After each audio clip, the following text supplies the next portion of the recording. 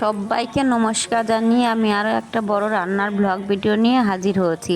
তো প্রথমেই দেখাতে চলেছি, দেখুন চিলি চিকেন করতে চলেছি, সেটাই আমার বাবাই রেডি করে দিচ্ছে আমাকে।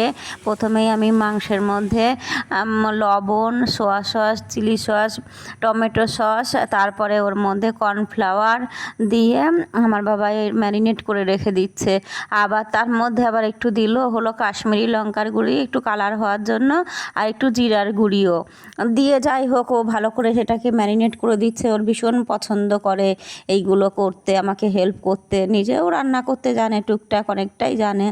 যাই হোক, এই তার মধ্যে আবার দুটো ডিম ফেটিয়েও দিল, দিয়ে ভালো করে দেখুন এই যে ভালো করে ম্যারিনেট করছে, করে এটা 2 ঘন্টা ফ্রিজে রেখে দিয়েছি। দিয়ে তারপরে বের করে নিয়ে এই যে গরম তেলে, মানে ডুবো তেলের মধ্যে সব চিকেনগুলো ভাজা হচ্ছে আর কি। আমার বাবাই ভেজে দিচ্ছে, পুরোটাই ও ভেজেছে নিজে। ভেজে তারপরে দেখুন তেলের মধ্যে, এটা পুরোটাই সাদা তেলে হচ্ছে, তেলের মধ্যে আদা আর রসুন পেস্ট দিয়েছি। তার মধ্যে ডুমো ডুমো করে কেটে রাখা হচ্ছে যে ক্যাপসিকাম, টমেটো, পেঁয়াজ, সেইগুলোও দিয়ে দিয়েছি। দিয়ে আবার লঙ্কাও দিয়েছি, যেহেতু চিলি চিকেন হবে, চিলি না দিলে তো হবে না। এর মধ্যে আবার লঙ্কার গুঁড়ি আর জিরার গুঁড়িও আবার হালকা একটু দিলাম আর কি। দিয়ে তারপরে দেখুন এটাকে ফুটছে, আর এদিকে কর্নফ্লাওয়ার আর কি গুলে রেখেছি।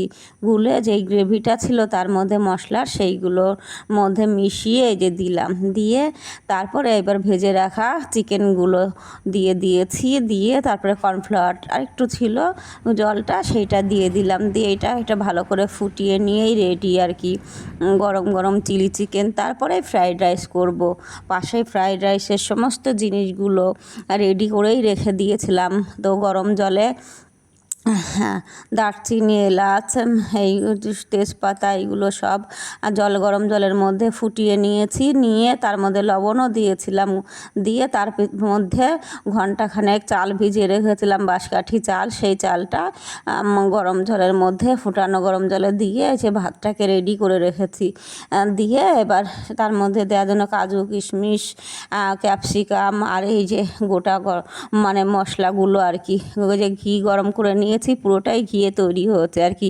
ঘিয়ের মধ্যে গোটা মশলাগুলো দেখতেই পাচ্ছেন দিয়েছি। দিয়ে এবার সেই ঘি সমেত এই ভাজা মশলাটাকে আমি এই যে ভাতের মধ্যে দিয়ে দিলাম। দিয়ে এবার এপাশ ওপাশ নাড়িয়ে সেটাকে আর কি দমে রেখেছিলাম। ভাতটা অল্প আর কি সিদ্ধ করেছিলাম, 75%। দিয়ে এই যে ভালো করে নেড়ে নিচ্ছি, দেখুন মিশিয়ে নিচ্ছি। দিয়ে তারপরে কিছুক্ষণ 10 মিনিট মতো দমে রেখেছি। যে গরম মশলা, গুঁড়ো গরম মশলা নামানোর আগে দিয়েছি। তো রেডি গরম গরম। সবাই ভালো লাগলে শেয়ার কমেন্ট করবেন।